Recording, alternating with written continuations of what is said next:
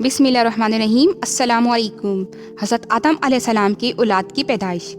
جب آدم علیہ السلام کا قصور معاف ہوا تو پیدائش کا سلسلہ جاری ہوا۔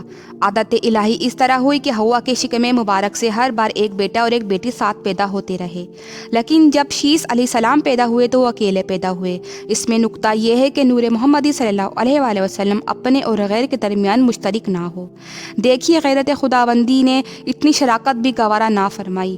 دوسرے یہ کہ حضور صلی اللہ علیہ وآلہ وسلم کے قدم میں سایہ نہ تھا۔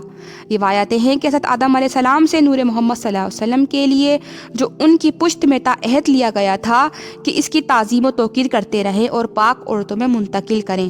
حضرت آدم علیہ السلام نے اقرار کیا اور فرشتے گواہ ہوئے، اور جب آدم علیہ السلام کی وفات کا زمانہ قریب آیا تو انہوں نے اپنے بیٹے شیس علیہ السلام کی وصیت کی کہ جو تمہاری پشت میں نور ہے اس کی محافظت ضرور ہے، اس نور مطہر کی تعظیم و توقیر میں قصور نہ ہونے پائے اور ارحام طیبہ و طاہرہ میں یہ نور پاک تفویض کیا جائے۔ چنانچہ وہ نور مبارک نیک مردوں اور نیک عورتوں میں منتقل کیا۔ آدم سے شیس اور ادریس اور نوح، ابراہیم اور اسماعیل علیہ السلام کو ممتاز فرماتے ہوئے عبدالمطلب پھر ان سے عبداللہ میں آیا۔ جس پشت میں یہ نور محمدی آتا تھا ایک نیا جلوہ دکھاتا تھا، یعنی آدم علیہ السلام کی خطا اسی نور کی برکت سے معاف ہوئی۔